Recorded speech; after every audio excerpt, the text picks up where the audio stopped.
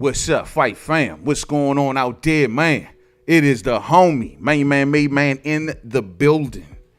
Y'all know how I get down. We talking boxing, man. Once again, it's an honor and a pleasure. Once again, it is an honor and a pleasure. Salute to everyone that catches this live. Salute to everyone that catches this on the playback, man. Once again, this song, we up in this joint like a mug, man. Yes, sir, man. Once again, it is an honor to be on here with all of the boxing fam and the boxing fans. It's Sunday night, so you know what that means. It's our time now, man. Y'all already know, man. Happy holidays. Happy holidays. Happy holidays to everyone. Before I get started, let me make sure the audio is good to go. Happy holidays. Oh, yeah. We crisp, bro. We crisp, man. We crisp. All right, man. Yeah, happy holidays to everybody, man. I hope y'all had a good and nice Merry Christmas out there, man. I know I did, man. It was always good to spend some time with the fam, you know. Get out with everybody, get drunk, have a good time, exchange some gifts, a little holiday cheer, you know what I'm saying? But the only thing, though, right, it's like it was a little different this year, man. Like, I don't know if it's because I'm getting a little older or whatever the case may be, but it seems to me, man, like I was up late on Christmas Eve. And it was like, I don't know, 2, 3 o'clock in the morning. I'm up on Christmas Eve. I step out front the crib, look up and down the street to see all the little kiddies probably out there having a good time. There was nobody out there, champ. I mean, lights off, everybody still asleep. What the hell is up with these youngsters, man? Sade, when I was a kid, between midnight and breakfast, we would already have had a full day's worth of stuff. We'd be sleep by breakfast time. You know what I'm saying? Because we've been up all night opening and playing with the toys. What the hell is the change? These kids, they want PS5s, and I had them Jones. I told y'all to holler at me. They wanted PS5s, and they like, look, we waking up around noon just to play the PS5. What? Man, no way, dog. Like, we used to be up eating breakfast before the sun come up, man. And, you know, I don't understand it, man. Maybe I'm just a holiday festive type person, man. Thumbs up as you pull up. Y'all already know what it is, too. Thumbs up as you pull up. You know what I'm saying? And, bro, I ran into a lot of woke people. You know what I'm saying? This time around, you know, everyone want to be so educated. I'm a man of knowledge. I love knowledge. I love to learn. Let me cue the music off. I love to learn, fam. I do. I want to know all about the moon, the stars, the quasars, the meaning of life, the banks, the this, the that, all of the conspiracies you could think. I want to know the truth just like you. Everybody want to know the truth. We are all truth seekers in one way or another. But leave Christmas alone, man. You know what I mean? That's all this is just me. Leave Christmas alone. We get it. There ain't no jolly fat man. Yo, you shouldn't have to go out and spend money just to buy gifts, and they made it a store thing. You know what? It's a materialistic thing, man. It's a pagan thing. It's this, it's that. Leave Christmas alone. Let the youngins do like we did, grow up and find out Santa Claus is fake. It ain't so much that Christmas is such a bad thing, or, you know, you find out, oh, it was supposed to be the birth of Jesus, and then there's Santa Claus, and the point of the matter is, don't miss the message. Don't miss the message. I know everybody want to be woke. Everybody wants to be smart, cutting edge, cunning. But leave Christmas alone, man. Let the youngers have a good time. Let they have the same memories you had growing up before you found out Santa Claus was fake. Let them have that, man. You know what I mean? Stop everybody wanting to be so woke, so smart. It's good to be woke in a lot of things. But damn, I mean, don't forget the meaning of it. Getting together, showing good cheer, love, all that good stuff. Everybody cool to celebrate Valentine's Day, though, huh? All that. If you want to make an assault on all the other holidays, be my guest. But when it comes to Christmas, at the end of the day, the message, man, it's the message. And I'm going to leave it at that. So today, y'all, man, we ain't going to do no boxing history today. Nothing big in boxing history. We got a lot of topics to run through. Y'all know how we do when we talking boxing. We start off light, then we get heavy as the program progresses. You know what I'm saying? Also, I'm on location, so I'm gonna stand behind the curtains on this episode, fam, if it's all good. You know, and I'm gonna do it this way because being in front, it causes a bit of a technical difficulty from where I'm at. So I'll do this one behind the curtain if it's all good. Now, no boxing history today. So without further ado, like I said, I hope everybody had a happy holidays, whatever holiday it is that you celebrate. I hope you enjoyed it. I hope you enjoyed the time with your family, even if you just chilled out because of the pandemic or whatever, man. I still hope you had a good time. It don't matter what gifts you got and how much money someone spent on you or something stupid. I just hope you had a good time and a little holiday cheer. I hope you just at least watched the old school Rudolph the Red-Nosed Reindeer, or you watched the Frosty cartoon, or This Is a Wonderful Life, whatever your tradition is. You know what I'm saying? I just hope you enjoy doing your tradition, most important. So with that being said, salute to Simply Ghetto in the building. What's up, family? Raymond McMillan, what's up with you, man? We about to cut these boxing topics. Let's roll them out. Let's start off real light. And like I said, we're going to get heavy as the program progresses. So let's start at the top, man.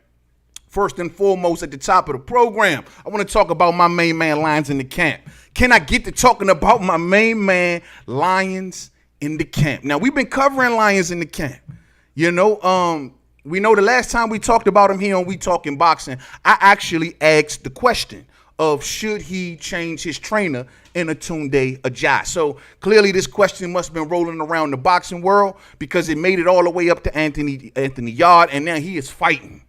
He is fighting with this question. As you can see with the quote right there on the screen, according to Anthony Yard, and I quote, "As it stands now, Tunde is my manager. Tunde is my trainer. We've done a fantastic job, but change needs to happen. There's going to be a lot of thinking, a lot of discussions. I won't say I'm going to leave Tunde. I won't say I'm going to stay with Tunde." End quote. That sounds like a man that's caught between a rock and a hard place. He don't know which way to go. You know what I mean? You don't know which way to go. And you got to feel for Anthony Yard. And I told y'all before, you kind of got to feel for him because he lost so much in 2020. We already know he lost his parents, his grandparent, and his father, I believe, to the COVID-19 pandemic this year. We know he had monumental losses that set him back this year, coming off of a loss in which most of us seen this guy that he was fighting as a non-superior opponent, someone we would have thought that Anthony Yarde would have just walked through like a hot knife through butter, but it didn't happen. And this is what's leading to the questions of Atunde Aja needing to be swapped out. But in Anthony Yarde's case, it's like, bro, I lost so much. Do I want to lose a homie? And that's where I think he at with it. Like, as of now, Anthony Yarde don't want to be in a situation. You've lost some close loved ones to you. It might not be working, but at the end of the day, I think him and Tunde are beyond just trainer and fighter. The man is the manager and the trainer. He was wearing two hats. Not one, he's wearing two hats. And I think Anthony Yarde is just in a situation where, like, look, man, I want to keep my real friends around me. And I can't cut a tool. He may not be providing him with the tools that he needs, because it was no way in this last fight that he shouldn't have beat that dude. The dude had the most laziest, stankiest, funkiest, ugliest jab. And you telling me that's all the dude did, and it turns out he had, what, an injured right hand? And he did this the whole fight, moving with a stanky, funky, weak, wobbly jab, and Anthony Yarde couldn't get around it. And this is what's leading to the question. I don't know if Anthony Yarde's, he do need to learn more. Clearly he needs to learn more tools, but it's other, I don't know if, I'm going to say this. My suggestion would be that not get rid of Atunde, but add on. I mean, just like we talk about in like the Wilder case, just add on. Add on the little things that you're missing. Sometimes you can't replace camaraderie. You can't replace loyalty. You can't replace family, if you will. You know what I'm saying? And I just think that, I don't know, man. This right here is a tough one for me, man. Most cases we'll be like, yo, man, the trainer clearly ain't working right now. He can't get him beyond a certain level. We got to do something else. But, you know, it's just like with Wilder. He didn't kick JD's. Like, even if he replaces Mark Breland, JD's still stays. You see where I'm going? Like, build on it. Build on it. Anthony Yarde, he's talented. He definitely got skills. He got good reflexes. I think his problem is becoming mental. He has the athleticism. You know, he can pull counter. He got good upper body movement to get up under the jab. We seen it down the stretch of his last fight. He got the tools. I think a lot of it with him is mental. That Kovalev fight is sitting still in his mind. What did he do in the Kovalev fight? Well, he gassed out. He got tired. Is that haunting Anthony Yarde because he was so conservative in his last fight? Didn't want to let his hands go, right? I almost wondered, did that haunt him? Because there's no way. Dog, he was standing in front of that dude. We covered that fight. It was no way. And I know Tunde is teaching him more than he did in that fight. Got to be. This prospect, I mean, we usually use the eye test and stuff, but come on, man, I know he was better than that, dog. And I just think his thing is mental. I mean, he lost a heck of a lot. So it sounds to me like he's standing next with Atunde. And he's fighting. I mean, he don't want to throw him to the side, but you do need more than a friend in the corner sometimes, especially at crunch time. Especially at times like this. You need more than a friend. You need a mentor. You need a teacher. You need a disciplinarian if it takes, or someone that's reaching you. I don't know. But I just think that even in that, if Anthony Yarde would have let his hands go and did what Anthony Yarde confidently likes to do, he would have walked through that last dude in 3-4 rounds. 3-4 rounds. I don't know if we put in this, I don't want to put this on Atunde, man. I think this is more on Yarde than it is on Tunde. And I'm being honest. And if it was the coach, I say Yarde has the talent. It's something going on in his head, man. And that ain't Tunde's issue. He could try to reach him. He could try to pull it out of him. But from a skill point of view, are we going to sit back and say Yarde jab is trash? Are we going to sit back and say that Yarde has no upper body movement? Are we going to sit back and say Yarde has no head movement? We're going to say his gas tank is suspect. Very suspect. But that ain't nothing that Atunde I mean, he always looked like an Adonis each and every fight. He's chiseled, don't miss weight. You know what I mean? So, I told you also in that last fight, it's something also with Yard, with this American exceptionalism. And people may not see that. I see it. I think it went to his head too fast. He was being overly accepted by the American fan base because he got the certain swag. And I think it went to, now it's like everything he does has to be a pose. I got to get in the ring and punch like a pose. I got to stand like a pose. I got to, everything has to be a pose. Instead of worrying about other things and what's going on, you need to worry about that fight, bro. It's a mental thing. People want to make it, every time a fighter loses, not always a skill thing, fam. It's not always that. It can be. We've seen limited fighters, you know what I mean, who cannot excel because they're not properly being taught. But in this case, I truly don't think it's that. I think my man just went up against the wrong opponent. And every time he closed his eyes, he remembered what happened in that Kovalev fight. And you piece that with the fact that he's lost so much. And are we really going to blame Tunde? Are we really going to blame Tunde for his last performance? Riddle me that, fight fans. Riddle me that. Raymond McMillan says, yo, man, it's time for a new trainer, Anthony. You think he should drop Tunde? I don't know, man. I can't, bro. Tunde also kept him hot, man. Kept people. One of the main reasons people was talking so highly about Anthony Yard was because Tunde did a great job at selling him. Lines in the camp, all over the interviews, blown. He was doing his part. He was teaching Yard. Yard is always in good shape. I don't know how much of a disciplinary in the disciplinarian department that Tunde have a reach on Yard. I don't know how far that goes because I seen some videos floating around in their training camp that Yard was just doing his own thing, risking injury and everything like that, pushing Tunde out the way like, I got this. You know what I mean? I don't know how far that goes, but I just don't. I think in this case, he needs a homie, bro. He needs someone he can trust around him and be loyal because right now, bro, he's lost a lot. And at this point, I know Frank Warner's probably cutting the side eye at him like, I've waited all this time for your ass to step up and you do this.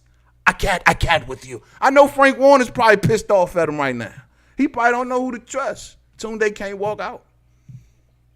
Tunde can't walk out, but that's the game, man. That's the game. Bruce Goes, what's up, family? What's up with you? What's up? Tyrese, what's up, man? Why you ain't got that blue suit, man? What's up, family? What's up? Guess what, homeboy? You got it now, man. You got it now, family. What's up with you, man? Salute to everyone, man. Hope y'all had a good holiday, man. So that's Anthony Yard's position right now, fam. Don't be surprised if he evolves on this. Clearly he not doing anything definitive. He didn't give a definitive answer in his quote. Don't be surprised, y'all, if he evolves in one way or another. If he come out a week from now and says, you know what, I got to let Tunde go. I mean, at the end of the day, it's going to also come down to checks. And I always get weary of folks that wear more than one hat in your camp. When you tell them someone they're a trainer manager, people are going to say, where's my trainer manager's check? You know what I mean? I'm just saying, be careful. Boxing is an ugly game. Snakes everywhere. That's all I'm saying. Does he need to add on to his game? Maybe get someone in there to give him better confidence. Maybe even a better fitness, strength and conditioning trainer. Something like that to get his confidence back up. That will help. He needs some stoppages. He needs to probably even get someone to push him to go deep into a fight so he can answer questions in his head. He's scared to go deep, bro. He's scared to let them hands go. And that can haunt him. Look at Adrian Bronner. So maybe it takes someone to come on in and do that. Yard needs to run away, say Coach Kennedy. Yeah, we'll see, man. If not, y'all got one strike left, bro. He's like in that same boat with Luke Campbell. He's like, he got one time left. I think the fans are willing to give him one more go. Basically because of the 2020 that Anthony Yard had, man. I think fans, we can give him one more. I'm willing to give him one more go. I'm willing to continue to keep an eye on Anthony Yard because, like I said, he had a rough 2020, and I'm willing to see if he's going to improve. I think if he can improve, he got a skill set, man. He got a skill set that's better than most Euro fighters, might I add. So we will see. We will see. Let's move on to the next, man. Let's move on to the next. You know what I'm saying? Let's see here. All right, next on the list. Let me see what I got. Hold on, fam. See which way we want to go because we got quite a few topics today. Quite a few topics. You know what? Let's keep it exciting somewhat, right? Let's go to this one next. Triple G versus Jaime Mungia, being heavily talked about because there's a lot of changes going on with Canelo that we're going to get into on the show. And there's a lot of changes going on right now with Billy Joe Saunders and everyone like that, Demetrius Andrade. So the question is going to come down to this. You see the news floating around. There's some sort of deal being talked about between Oscar De La Hoya and Gennady Golovkin's people to hopefully do a fight with Gennady Golovkin and Jaime Mungia on Cinco de Mayo. According to the reports, if the fight gets finalized, Golovkin will be making his second defense of his IBF middleweight title against the highly ranked #1 in the WBC, #1 in the WBO, #6 in the WBA, #9 in the IBF, Jaime Mungia, 36-0, 29 knockouts. I like this fight. I like this fight, y'all. I like this fight for a lot of reasons, and we're going to get to them. Now, let's just say, Jaime Mungia, when it comes to the IBF rankings at middleweight, this is the best name in the rankings all day. Good luck figuring out who the heck is the rest of them cats in that sanctioning body. This is the best opponent in the IBF for Gennady Golovkin. I'm talking top 10, 15, 20, 25, 100, whatever. This is the best guy there. And I've been in the past talking about I want to see Jaime Mungia versus Demetrius Andrade. Given that Jaime Mungia is also rated high in the WBO, where is he at? Number 6, allegedly, number 6 in the WBO. So he's right there under Demetrius Andrade, and I know Jaime Mungia is keeping his eye on that Liam Williams situation. The Liam Williams situation is Demetrius Andrade, who's the WBO champion, will have has a mandatory defense, supposedly, if he stays at 160 with Liam Williams. If Demetrius Andrade decides to go up to 68 to face Billy Joe Saunders, well, he have to vacate that title, right? And then that would leave Liam Williams, his mandatory, to face Jaime Mungia. That's the situation that they're looking at right there, right? But this is the situation that they need. There's a difference with whatever you're looking at and what you need. This is what you need. Some may say, well, no, he should go after the easy world title. No. That ain't the plans of Oscar De La Hoya. He want this to go down on Cinco de Mayo, allegedly. Allegedly. What does that mean? We know that Canelo Alverez fights on Cinco de Mayo. Canelo Alverez is former fighter, right? The date that Canelo came up on, right? Well, what if Jaime Mungia fights Gennady Golovkin, an opponent is rumored to be wanting that Canelo wants to fight?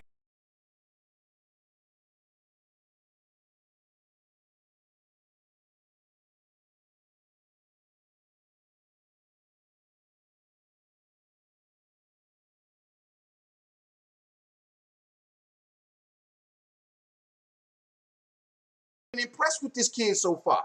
24 years old. His best win has been down at 154 when he originally won the title, right?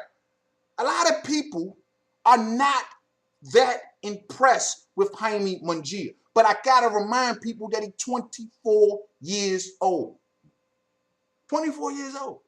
And he has the Mexican fans are bursting at the seams to root for this man in droves if he gives them the performance that everybody can rally behind. That's all he's missing. The Mexican fan base want to rally behind Jaime, but they can't because he hasn't inspired them enough yet. This fight right here will inspire them to rally behind Jaime Mungia. And so this is why I say this is the fight that he needs. People may say, well, man, well, what does this do for Gennady Golovkin? This is a 24-year-old kid that got no belt. First, this is the best opponent in his sanctioning body that he's holding the belt for. That's first off. Second, well, Canelo Alverez is already out here, and we're going to get there. Eddie Reynoso is already telling Gennady Golovkin, if you want to face Canelo Alverez, you're going to have to meet us up at 168 pounds because that's where we're getting down at. So what you going to do? So then Gennady Golovkin got to start to think about, like, I'm getting older. I can't just sit around waiting for Canelo my whole entire career. I got to do something for me. Well, this is a big name. Aside from Demetrius Andrade and Jermall Charlo at that weight class, who else are we talking about? Demetrius Andrade, Jermall Charlo, right? Don't look like that Gennady Golovkin is interested in those two. Is this the one that he needs? He can fight him on Cinco de Mayo. DAZN would love it. Stylistically, this is a cracking fight. I mean, cracking fight. I would prefer Jaime Mungia and Gennady Golovkin now, stylistically and as a fight fan.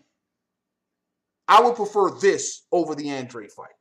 Because this one right here gonna give me my money's worth. Somebody getting knocked all the way out, champ.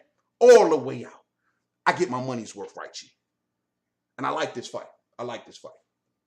I like this fight. So Kenny takes Canelo's spot. He got a lot of work to do. I just think a win of this magnitude will be just the name and just the momentum that Jaime Mungia be looking for. You know what I'm saying? Both fighters are coming off beating underwhelming opponents.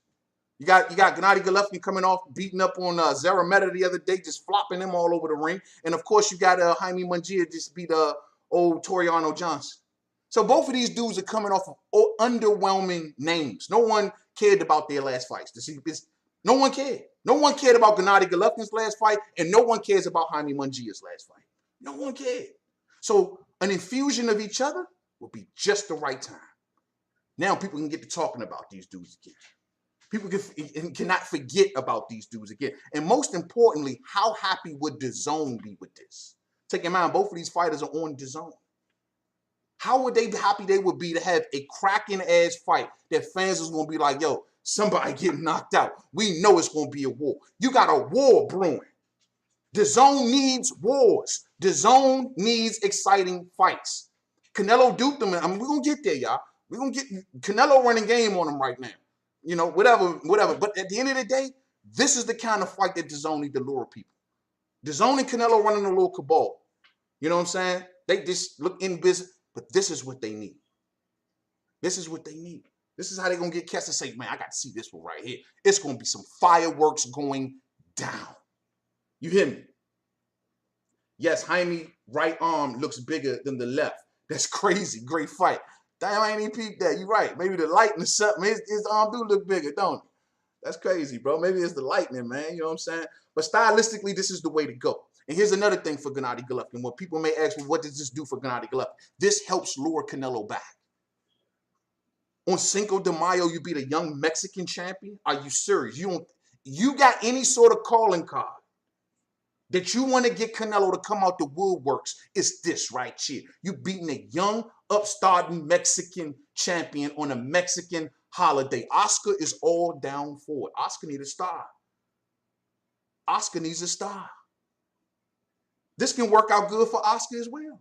Oscar he's currently in competition now against Canelo and Eddie. They working together with this. So he's in competition. He needs to steal that date back. He needs a new star.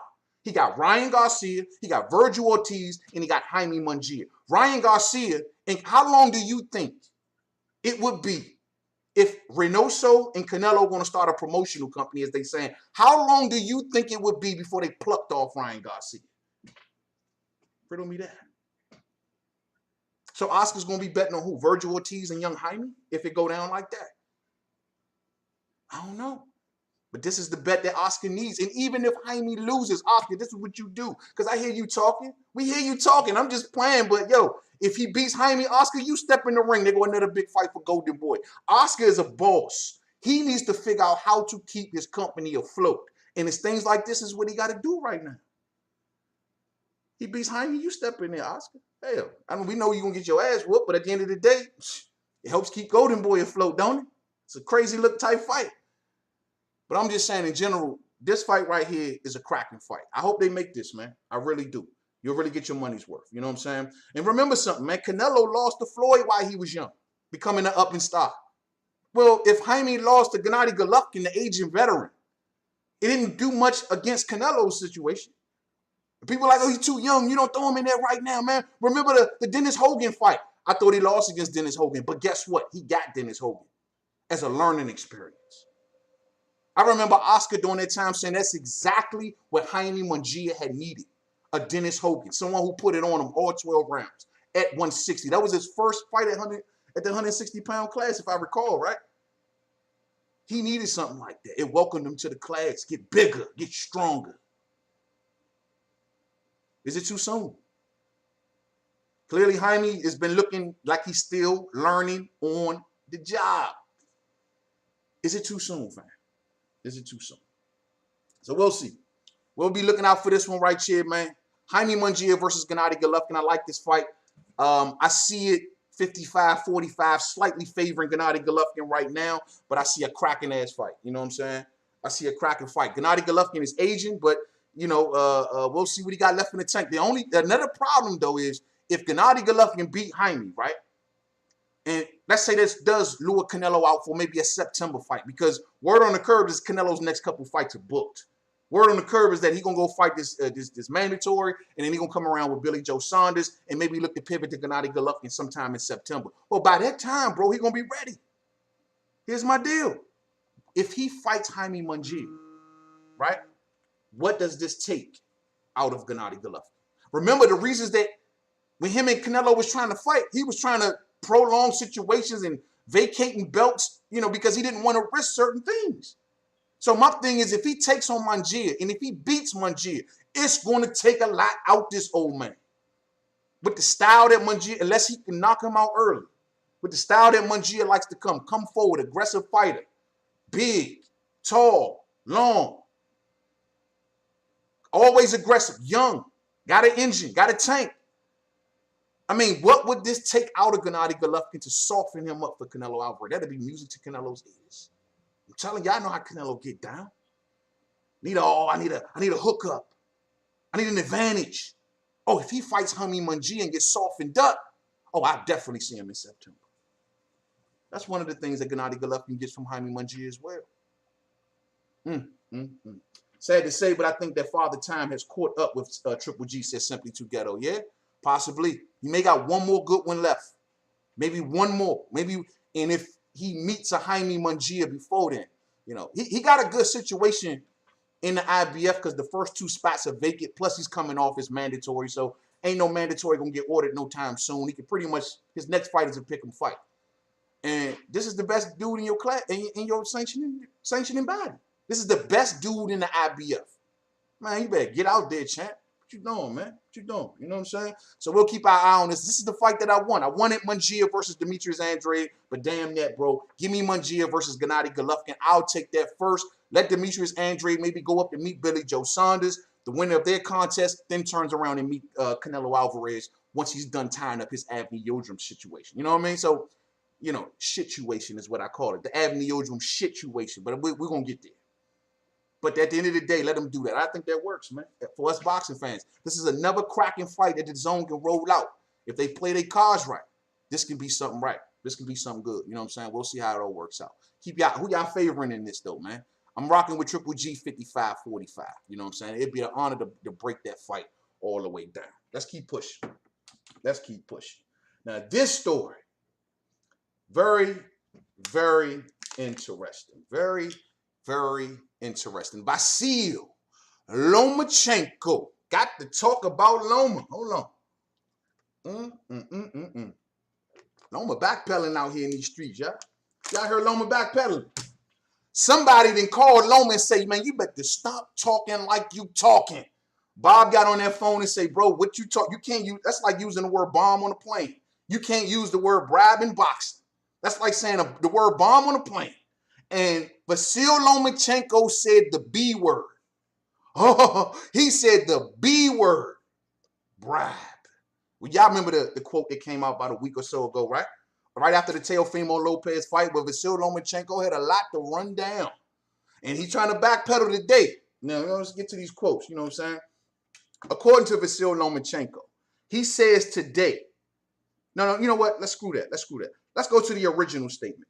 The original statement says, hold on. Hold on. I got the original statement right here. Well, I got it floating around up here too. The original statement from Vasil Lomachenko, hold on, where he outlined the bribe. He says, even if I won 3 rounds in the first half of the fight, I wouldn't win the fight for the scorecards. What does it say? It's not about bias. It's about being bribed. It's not about being biased. It's about being bribed. I want y'all to zoom in on that right there. It's not about being biased. according to Vasyl Lomachenko. Let me make sure I read this right. What does it say? It's not about bias, okay? It's about being bribed. Y'all see that last one? Right? It's not about bias. It's about being bribed. Those were the words of Vasyl Lomachenko about a week ago. Now we see the new one up here, and I'll read this one because I got it right here. And Loma says, and I quote, "I see it at least as a draw. But if you want to count punch to punch, I can say that I won that fight by 1 round.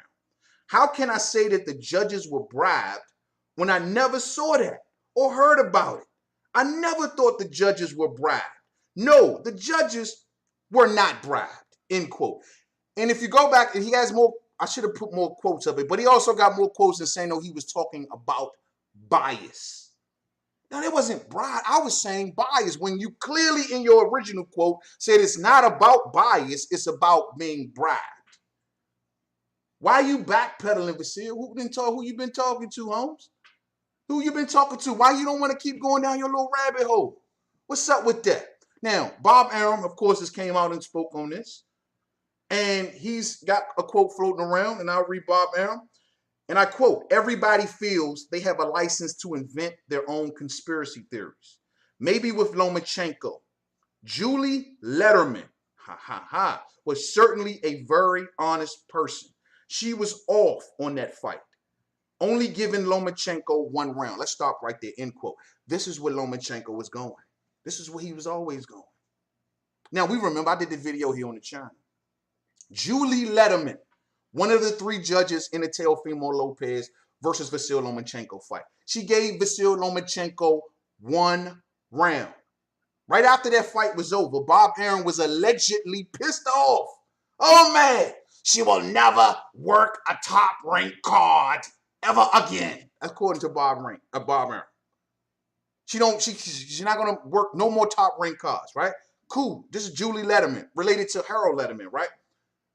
Nevada State Athletic Commission, all of this is going on. But I guess what Vasyl Lomachenko is trying to say is it can't be a biasness here. It got to be something going on when this woman gave me only 1 round. Now, don't get it twisted, fam.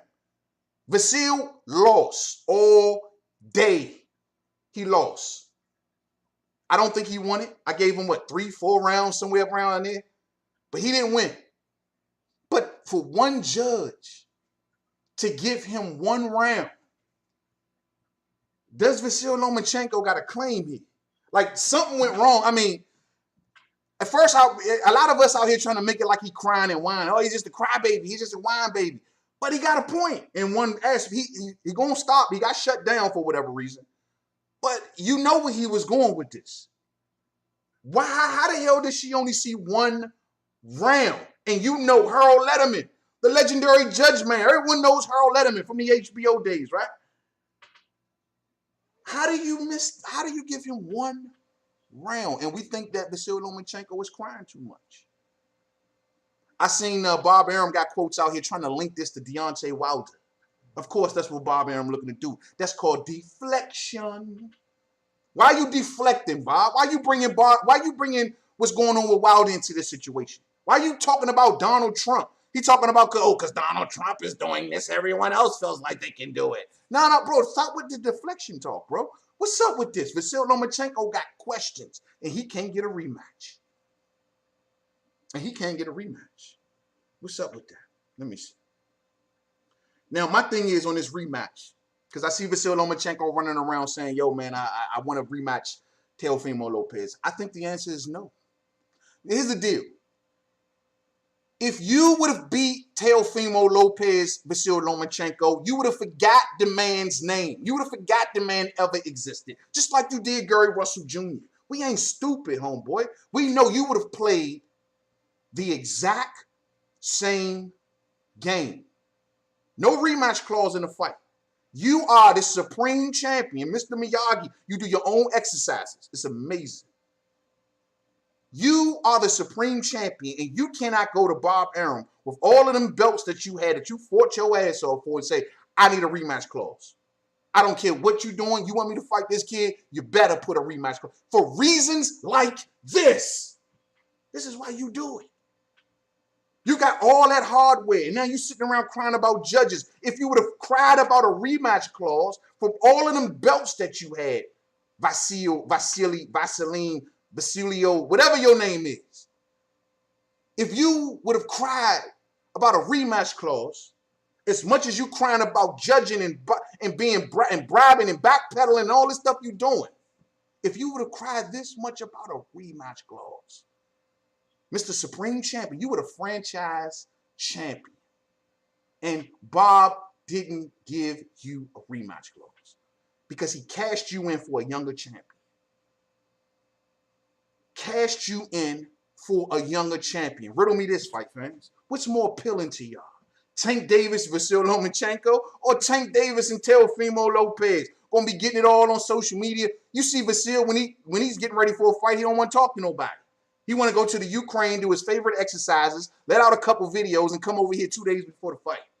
As for Teofimo Lopez, well, Teofimo gonna get on there. He's gonna be beefing. He's gonna be shooting shots back and forth, and they're gonna be going at it. They're gonna do the young thing. It would be more exciting, maybe more cracking, right? That's what Bob's thinking about. That's why Vasyl Lomachenko, Mr. Matrix, is caught in the Matrix. The Matrix is now caught in the Matrix.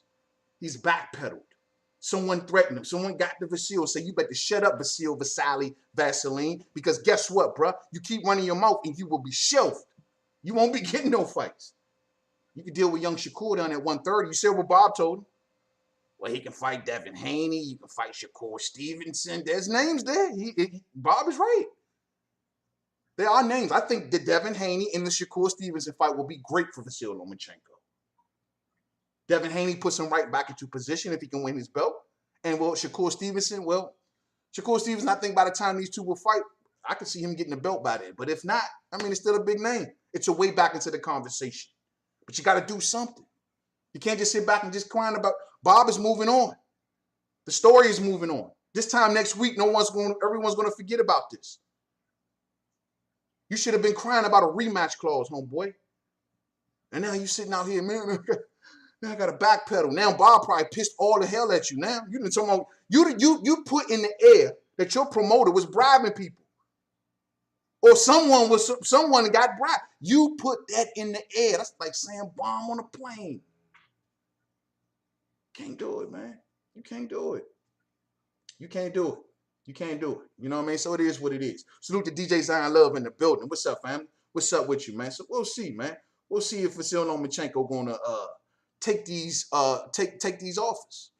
Because right now, I mean, I don't know. I mean, I think in Teofimo Lopez's case, and we about to get to talking about him soon, I think they got plans for him. They got plan A, B, and C. And none of those plans involve a rematch with Vasyl Lomachenko. Teofimo will officially be cashed out. See, Loma, you didn't bring a large amount of revenue to Bob Arum, Mr. Rosy Cheeks over here. You ain't bring a lot of revenue to him. So guess what? You're being cashed out for the young buck. And you got Julie Letterman. I know you probably sitting back every night like, how did she give me one round? How did she give me only one round? How? Bob come out the very next day, fake outrage. Oh my God, I can't believe she did that. Yet he ain't doing nothing. You see what he said in this quote right here, right? Look at that. He says, Julie Letterman was certainly a very honest person. She was off on that fight. Okay, that's all you got to say now, Bob? She was an honest person and she was off. That's it. Directly after the fight, you were pissed off. I got the video on the channel. You said she couldn't come to your top rank event again. Now it's just, oh, well, you know, she's a very honest person and she was just off that night. I like Julie Letterman. And y'all wonder why Vasyl Lomachenko sitting around here looking like, hold up. I don't got no rematch. This lady gave me one round in the fight. One round. Bob Arum's playing nice now. He's throwing me to the wolves. You know, it would be funny. You know, I'm gonna leave, before I leave this story, I just want to say something. And I always go back to this. Vasyl Lomachenko is one of those fighters that won my respect. I didn't respect him at first because of the record and you know what he did to, you know, the Gary, but he beat Gary. And then after that, he went on to continuously beating champions, and he won my respect. One way or another, he beat enough people to say, MainmanMademan say, oh my goodness. No, this dude is something special. I was wrong. And he may got to do it again. That's unfortunate. But he may got to do it again. He's did it before. When he was counted out, people didn't think he'd get this far, truth be told. Like, oh, this is a hype job. This is a hype train. And I'm not willing to call him a hype train because he lost to young Teo. And then, he had the surgery situation. I don't want to make no excuses, but I'm just the shoulder situation and he got surgery and all. I'm just saying. If him and Teo fought 5 times, I think it'll still come down to one getting 3 and one getting 2. He's a good fighter. He's won our respect before, my respect at least. I think he can do it again. Could he get in there with Devin and beat the young boy? Could he get in there with Shakur and beat the young boy? And win respect of the fans to demand him get that fight with Teo or whoever's on top at that time. Maybe a tank fight, whoever. Can he do it again? Maybe. Maybe. Do I put it past him? No. No. And we'll see. With all of this tough talk of Shakur, and I hear Shakur talking. I hear Devin talking. We'll see. If Vasyl Lomachenko is put in front of these kids, I want to see how they react. Because a lot of people love to rag on Lomachenko when he wasn't thinking about you. Tank Davis was famous for that. I got to keep it 100 on that. As long as Vasyl Lomachenko ain't looking your way, he's this, he's that, he's that, he's this. But the second he turn his head and look your direction, I ain't say nothing. What did I say? I didn't say a thing. So when Shakur, you got a lot to say now. And I love Shakur. I think Shakur comes out as the #1 youngster of them all. Y'all already know. You got a lot to say, Shakur. You got a lot to say, Tank. Y'all got a lot to say, Devin. Y'all say that this man is old. He's a hype job. He's past it. I want to see y'all beat this man then. And let's see if he's really done. Or if that was just a fluke. We'll see. But I don't blame Teo for being Teo for doing what he's doing. If he says he don't want to fight that man, I don't blame him. Teo's not forced to face Vasyl Lomachenko. Because Vasyl Lomachenko would have did the same thing to Teofimo Lopez. And not to mention, Teofimo Lopez took a vicious pay cut to face Vasyl Lomachenko. Well, I ain't going to say a pay cut. That was his biggest payday, right? But he could have got more. In normal times, he would have gotten more. So my point is, if he was to face a rematch or give him another chance, you know what his price tag is. What did he tell Eddie Hearn? $10 million. And Bob Arum will say, man, you better get the hell up out of my face. You know what I'm saying? Moving right along, man. Let's see which way Loma go. If I had to pick one fighter, I think Devin Haney should be the way he goes. That puts him right back into the mix of everything. If you want to go back down to 130, head towards Shakur. Get the young boy out the way. See if you can wreck the young boy. Build your name back up. We'll see. We'll see. Let's move on, fam. Let's move on. Let's move on. Let's move on. All right. Loma backpedals. Damn, who done got to Loma, man? Who done got to Loma, champ? Who done got to Loma? All right, should we go Canelo next? Should we go to Canelo? Let's do Canelo. Fine. Let's go to the Canelo story. Let's go to the Canelo situation. Canelo Alverez and Avni Yildrum. Sound like a done deal, fam. Sounds like a done deal. As you can see, Mike Coppinger up there with his tweets, putting it out there that there was a 2-fight deal worked out between these two. The reports are saying returning to the ring on February 22nd to fight the 168-pound WBC mandatory challenger Avni Yildrum will be facing Canelo in his birthplace of Guadalajara, Mexico. So Canelo is getting a hometown fight. Word is that Canelo hasn't fought home in a very, very long time, and he's trying to bring that fight back home. Now, of course, people are like, yo, Avni Yildrum, for real? Avni Yildrum. Avni Yildrum. Avni Yildrum is the opponent for Canelo due to the WBC mandatory situation. Now, we know how this went. Avni Yildrum originally was the WBC mandatory to David Benavidez. David Benavidez lost his belt on the scales because he came in overweight. And so the vacated belt was inherited pretty much by Canelo Alverez. By him being franchise champion at 160 pounds, he can move up and immediately challenge for the WBC title, which is what he did. They put that title in his last fight between him and Callum Smith, and now Canelo got the belt. And so his deal that he worked out with the WBC was, I will face Yildrum if you allow me to fight for that particular title. So here we are today.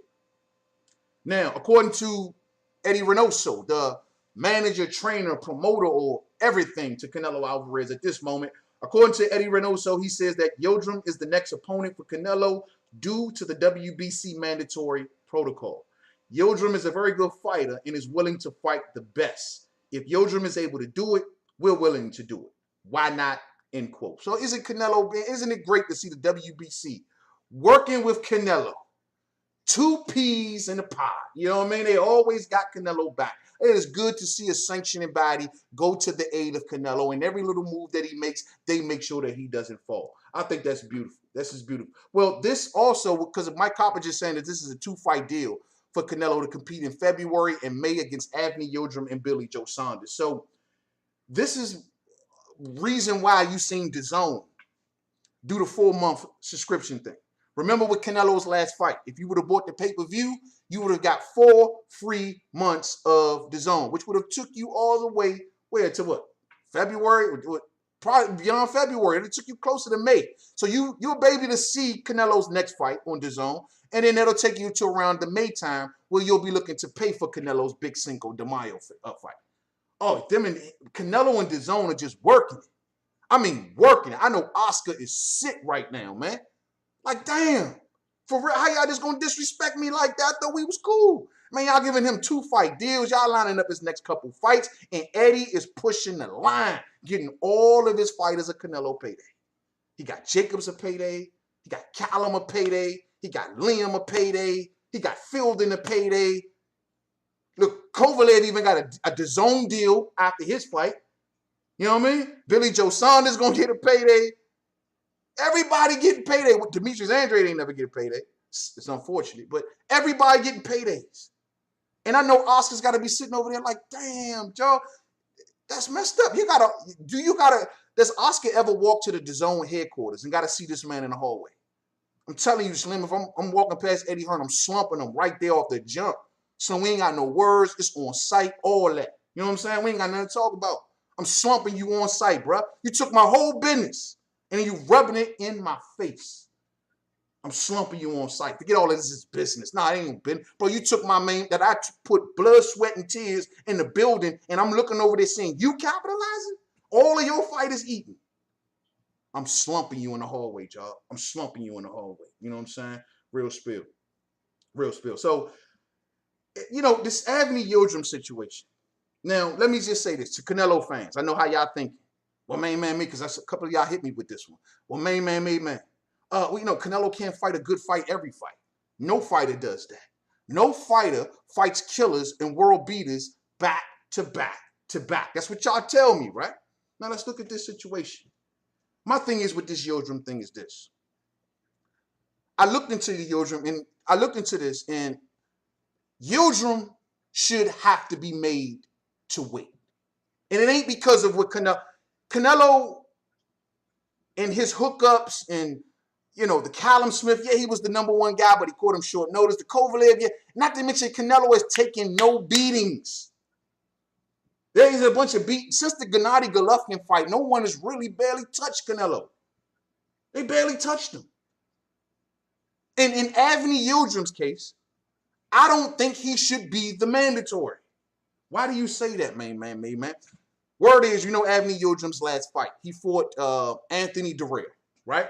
He lost to Anthony Durrell because it went to the judges' scorecards and he had a headbutt. It went to the cards, and of course, Durrell pulled it out on the split decision, right? Right after that, Avni Yildrum gets hit with a random drug test. Random. Clean box, the WBC clean boxer program is what caught him. An out-of-competition test in which he popped for PEDs, right? Now, this is what's funny to me. I want to read this because I don't want to misquote this. And I'm going to tell y'all, man, this don't make sense to me. In Avni Yildrum's case, he popped for PEDs. An investigation ensues into Avni Yildrum. The WBC does this thorough investigation, and then they come back and they say this, and I quote, credible evidence was presented that the source of the banned substance was a specific contaminated product that was administered to Mr. Yildrum.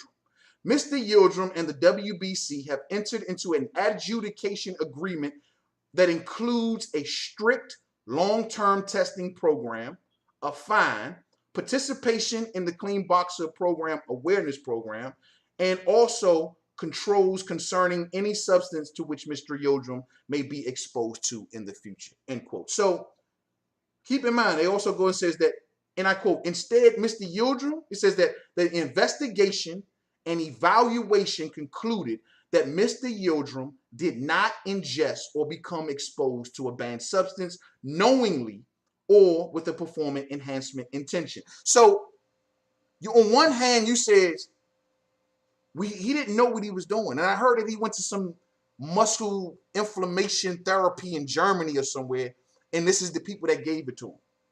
So on one hand, they say, well, he didn't know what he was doing. He didn't know what he was taking.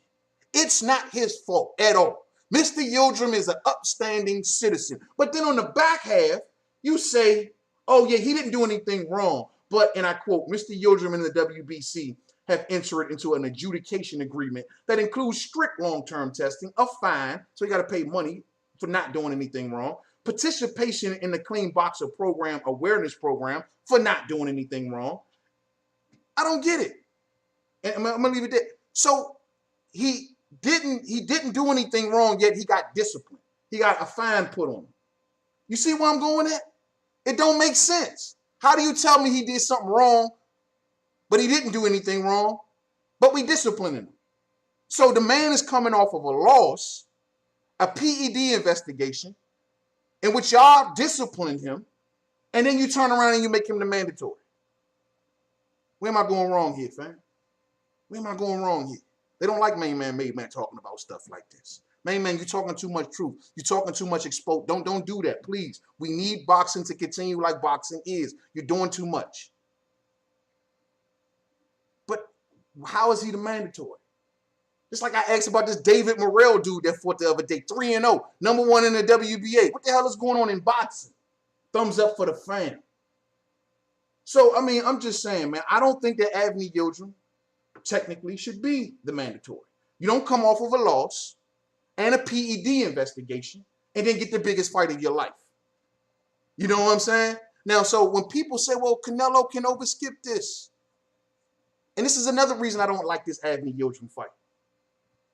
There's talk from the WBC that they are going to evaluate Canelo's franchise status. And Canelo is saying that he's basically going to be campaigning at 168 pounds. So what's going to stop the WBC from sliding up that WBC franchise to 168, effectively blocking him from his next mandatory, which will be David Benavidez? This is why I don't like this fight. You see where I'm going? He fulfills this WBC mandatory against PED Yildrum. And then he turns around and gets franchised. He has no more mandatories, which means he's effectively protected from David Benavidez. Now, David Benavidez lost his title on the scale, sure, but he should have been next in line to get that fight. Not a PED guy that's coming off of a loss. This is why people are going to be beefing about this fight. This is why people going. This is going to look fun. Another fight that looks funny for Canelo Alverez. You see what I'm saying? Y'all hate it when I talk like this. Man, you can't do that. I'm going to do that. And I'm going to say this. I'm not feeling this. I'd rather have seen him make David Benavidez as the guy. You know what I'm saying? Real spill. Hold on for a minute. Hold on, fam. Hold on 1 second. I done lost place on my notes here. All right, let's see. But that's just, come on, man. Come on. All right, so yeah, man. So that's another reason, man. And so I think that Yildrum should have had to wait. David Benavidez should be next. You know what I'm saying? Now, it says that Avni Yildrum has been inactive since February of 2019, mostly unknown outside of boxing circles. We know that Chris Eubank Jr. beat him. We know that he also lost against Anthony Durrell. Now, he's a good fighter. I thought in the Durrell fight that Durrell could have lost that. You know what I'm saying? Nothing special about this dude, Avni Yildrum. He throws a hard jab. His head movement is limited. He bops in and bops out. Nothing special, nothing great. Lost to Eubank, whatever, man. You know what I'm saying? I see Canelo icing this dude. Easy work. And I will get there when we get closer to the fight. We'll talk about the styles. But Canelo's going to ice this dude. It's going to ice this dude. And what's covering him is the fact that Eddie Hearn is out here saying, well, hold on now. Because if you get mad at that fight, you can get happy about this one. That's why they're announcing a 2-fight deal. You can get mad at the Yildrim fight, but get happy about the Billy Joe Saunders fight. So does this mean that Billy Joe Saunders, that doesn't mean just because he's going to fight Canelo, he's getting out of the Andre situation. We ain't playing preservation around this joint, are we? Like, just because he going to face Canelo, you know Demetrius Andrade is talking about going up to 68 to fight the man. If they can fight in February and Canelo fights the winner, how about we say it that way, Eddie? Do something for Andrade for a change. How about you do it that way, Eddie, and just automatically saying that he fights Billy Joe Saunders? How about you come around and say he fights the winner of Billy Joe Saunders and Demetrius Andrade? It's like saying the words Demetrius Andrade hurts Eddie. It's like kryptonite. Say the man's name. You're supposed to be promoting that man. So that's all I'm saying. I just think that he should be the winner. We don't know if Billy Joe Saunders is going to beat Demetrius Andrade, if they're going to make a fight. And if Demetrius Andrade don't get the Billy Joe Saunders fight, he need to be looking at Eddie like, what you got going on, bro? Like, you keeping him away from me to get him to Canelo? Like, you're not giving me nobody. You're giving all of your little favorite little UK fighters on the other side of the water all of the fights. They're getting all of the fights, but I'm sitting here, you ain't even mentioning my name. Andrade should be feeling some kind of weight. If Billy Joe Saunders don't fight you next to preserve that Canelo fight, you should be feeling some kind of way. That means now everyone's just been taken off the table for Demetrius Andrade, except Liam Williams. Liam Williams. He's going to be stuck with Liam Williams, which is his mandatory. We'll see. We'll see. We'll see. But Avni Yildrum should have to wait, man. Now, I'm looking forward if he goes on for an undisputed run. If he goes out after Caleb Plant, that's what's up. You know what I'm saying? But that ain't going to happen until after next year. I mean, his next few fights are already being booked up. You already hear. He coming back in February for this Yildrum fight. May for allegedly Billy Joe Saunders. And then what, September, he's going to be looking Gennady Golovkin's way or someone else's way? So where does Caleb Plant fit in all this? Or is Caleb Plant going to be thrown in there for September if Gennady Golovkin doesn't work out? Where does he fit in all this? And where does David Benavidez fit? Or is he going to keep avoiding David Benavidez because you don't want to fight Mexican fighters? But that man on your line. Jaime Mungia on your line. But you keep running around with this nationalistic, oh, I'm not fighting other Mexican fighters. Well, other Mexican fighters want to fight you. So you can't keep this up. So if people jump on Canelo and say, oh, well, man, he could have fought this fight. He could have. He didn't have to fight Avni Yildrum. He didn't. He didn't get no beatings in his last 2-3 fights. He could take on a tough fight. But Canelo fans would be right if they say, hey, man, there's no fighter that's ever beat world beater after world beater after world beater after world. You're 100% right. But usually in those cases, it's because the fighter sustained a lot of damage in that fight. I ain't seen Canelo barely get touched in I don't know how many fights. You know what I'm saying? All day. So we'll see. Let's move on to the next one, man. And this should be the last one. I think it's the last one I got right here. And I want to talk about the young boy, young Ryan Garcia. You know what I'm saying? I wanted to talk about Claressa Shields, but I'm going to do that on the video, man. In this MMA thing, I don't know I'm feeling that, man. Somebody need to take care of Claressa, man. For real. Take care of Claressa. I don't want to see my girl out here in MMA, man. Somebody, Dimitri Salita, somebody. Take care of Claressa Shields, man. She is the one that's going to push women boxing, her in the cream of the crop. You protect them. They got to keep the sport going. Don't make her, force her to go to MMA looking for checks and stuff. Man, keep her in boxing if you can. Pay the girl. Give her some money. Make sure she's straight. She shouldn't have to be looking into no MMA. I don't want to get too much into that. I'm going to leave that for a video, but I'm really disappointed about that one, man. I really am. But let's talk about young Ryan, man. Let's talk about young Ryan. Now, let me go up because there's a lot to cover on this one. Ryan Garcia versus Luke Campbell on the horizon. We'll be like a week away. So this is going to be a real good fight right here, man. What, January 2nd, 2021. Ryan Garcia versus Luke Campbell. This is the big step up. There's a lot of moving parts now surrounding this situation. This is a big step up for young Ryan. This is the step up. Eddie Hearn is running around here saying things like, we shocked that he took the fight. You know, once again, another Eddie Hearn fighter eating well off of a Golden Boy fighter. I forgot Luke Campbell was Eddie Hearn's guy. But at the end of the day, young Ryan, this is your time, bro. What you gonna do, man? And we give Ryan a hard time. But Ryan is a very, very skillful fighter. The man got fast hands. He got good coordination. He's excelled on the lower tier. It's time for him to step up. They say he's young. Maybe a little too young. Maybe rushing it. Where's the man strength? The man strength ain't kicking yet. Look at Devin Haney. He's struggling with that. Got to keep outboxing opponents. What happens when you meet that strong opponent? Well, it's time for young Ryan because the rest of the young boys are leaving him. And they're starting to get their step-up fights, and he needs his. Can't get left too far in the dust. You know what I'm saying? It says that the winner will be the mandatory for the WBC 135-pound champion, Devin Haney. And they'll be in a position to challenge him if that's what they want. So the winner of this fight is going to be the mandatory for Devin Haney. Now, this is crazy, bro. Ryan Garcia, 6 million social media followers. This is what puts him in demand. He took the Adrian Bronner route, meaning I'm going to make myself very popular and attract the fighters to me through popularity. Not what I do in the ring, not because I'm the greatest name and talent. No, because I'm popping. And as long as I'm popping, everyone's going to want to fight me. Tank got that going for him. Teofimo trying to really get it up and running the way he wanted, but he getting it. And Ryan already got it. Ryan's already there because of his, Insta followers, all these platforms or whatever. 6 million followers. I got to say salute to him in his outfit for at least making him an attractive fighter. Now everyone wants a part of that 6 million.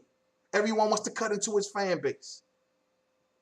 Oh, man. We love Ryan Garcia. Yeah, we want to fight Ryan. Everyone wants to fight Ryan for his fan base.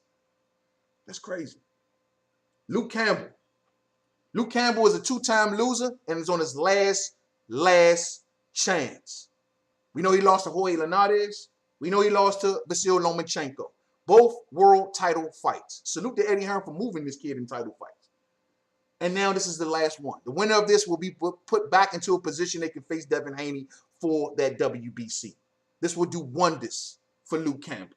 Not to mention that Bob Arum is well on record today, stating that if Luke Campbell defeats Ryan Garcia, we want to fight him. If Ryan Garcia defeats Luke Campbell, we want to fight him. We want to fight Tank Davis. We just don't want to fight Devin Haney, and we're going to get there.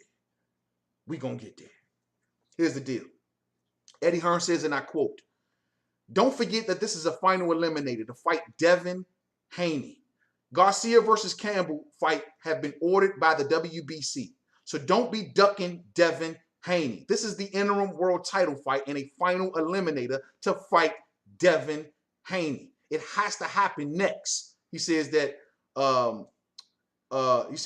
that's the fight, and Golden Boy already knows. End quote. So it looks like that's a situation where Ryan Garcia is shot. Because Ryan Garcia says if he beats Luke Campbell, he wants to fight Tank Davis. That's a big fight, pay-per-view fight, real reminiscent of Floyd versus Oscar. Everyone wants, that's a big fight, or at least a hype fight, right? Well, here's the deal. So how are you going to get out of this, young Ryan?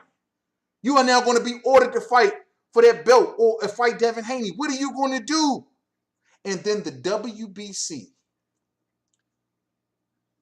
dead to rights, as they always do, bailed Ryan Garcia out of his situation. They bailed him totally out. He is now not going to be on the hook to fight Devin Haney. Y'all heard the news that the WBC now has issued not one, but 2 mandatories for young Devin Haney. Javier Fortuna and the winner of Ryan Garcia and Luke Campbell. So let's see what does that mean, Mainman Mademan? Well, we know he was supposed to fight Javier Fortuna. Javier Fortuna and him has never been able to line up for a fight for whatever reason. I'm not going down there right now. They haven't been able to line up a fight, but the fight still lingers. So the WBC can say, hey, man, we told you to face Javier. We named Javier Fortuna your mandatory for quite some time. So now you got to face Javier Fortuna. And after he beats Javier Fortuna, which will effectively give Ryan Garcia all the time in the world to go do whatever that he wants to do. They can then come back and say, okay, well, now, since Ryan Garcia then went off and fought whoever, whether it's Tank Davis or whoever, you can fight the next guy in line, or Luke Campbell, or someone else. The WBC is screwing over Devin Haney again. Again. This is the second time. Why do you keep currying their belt, Devin Haney? They screwed you from Teofimo. They screwed you out of your mandatory shot against Lomachenko. They screwing you with the franchise thing. And now they just, when you thought you were getting close to Ryan Garcia and from a WBC order, they said, oh no, don't forget about Javier Fortuna. You got to fight him first. That'll give Ryan Garcia more than enough time to do other things, and we can maneuver from there. This is Devin Haney being screwed over effectively again. Y'all don't even see it. When they named this second mandatory, I knew it. I should have known it then. And they talk so much about, like, even in Eddie's case, he's talking so much about Ryan Garcia that he's totally overlooking Javier Fortuna. He's totally overlooking Javier Fortuna. This is the position that they got young Devin in. This is unfortunate. It gives Ryan time.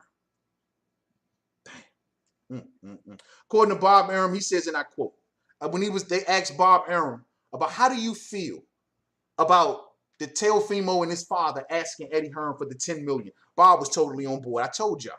Bob says, and I quote, one thing the Lopez is both the father and the son. You can't shut them up. They'll talk smack with anybody.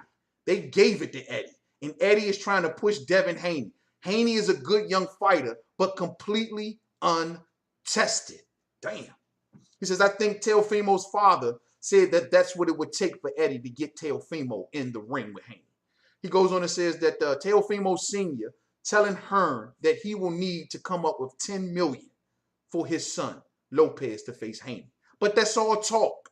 These guys never made seven figures. And he's talking about Teofimo Lopez. These guys never made seven figures until the Lomachenko fight. And now it's in the stratosphere, end quote. So he's telling Eddie, yeah, they crazy like that.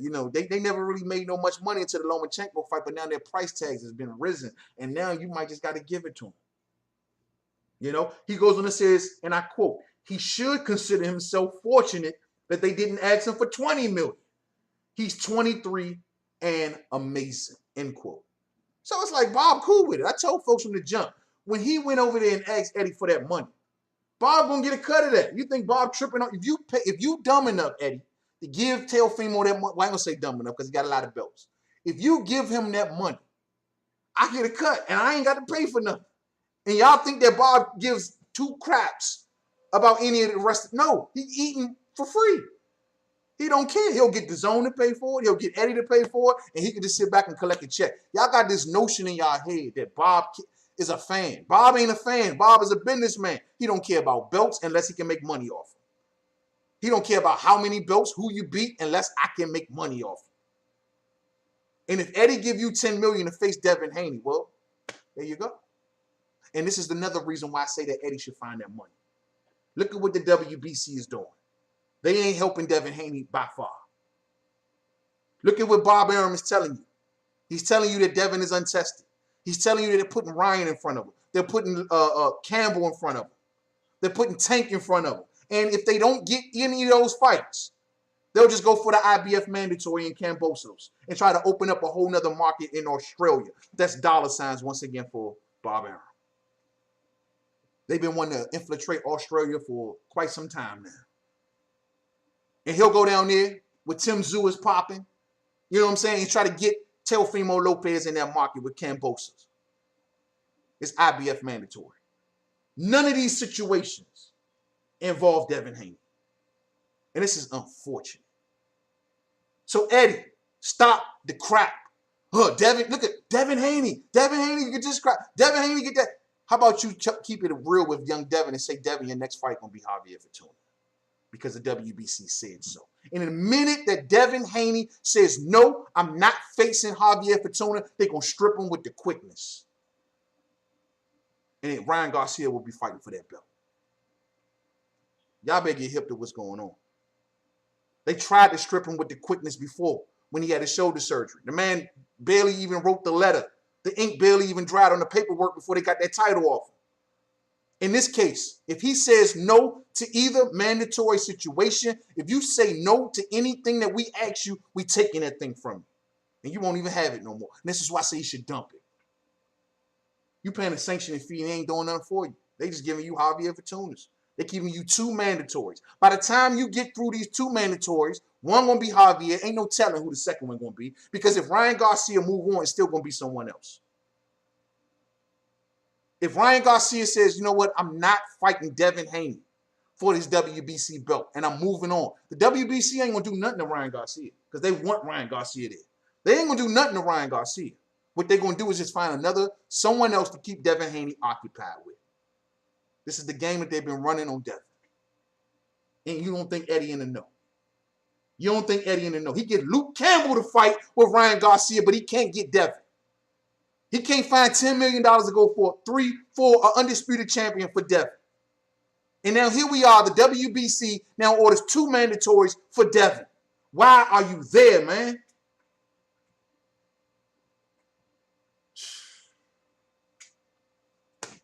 I'm sick of talking about it. I'm sick of talking about it, to be honest with you. And clearly, Devin is cool with the. We always got this notion. Y'all say this a lot about Bud. Are Bud good with the position that he is in? He's good with it. And I say maybe he is. Devin Haney's the same way. Devin Haney he is so good in the position that he is in. And maybe he knows that, well, you know what, we'll sit back and make this butt off these co-promotional checks or whatever, but there comes a time when, bro, you got to get that name. Look how Bob is talking about you, man. Bob talks about the Haneys like they like anything. He talks about Devin like he ain't nothing. Like, oh, man, he got to keep proving himself. And who is he beating? He's untested. They all untested. I mean, Ryan is untested. You ain't beat no damn body. But he got 6 million social media followers. It's foul. So Devin getting screwed, man. Devin getting screwed. Devin getting screwed. According to Eddie Hearn, he says, and I quote, he says, and I quote, it really comes down to how good that Ryan Garcia is in his fight with Luke Campbell.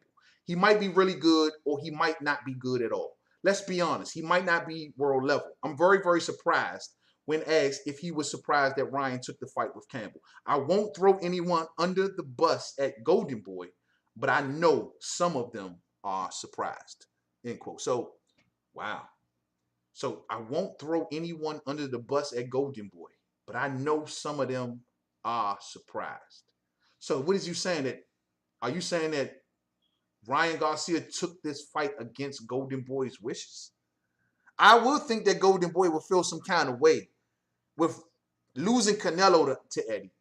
And now you got Ryan fighting one of Eddie's fighters. Damn.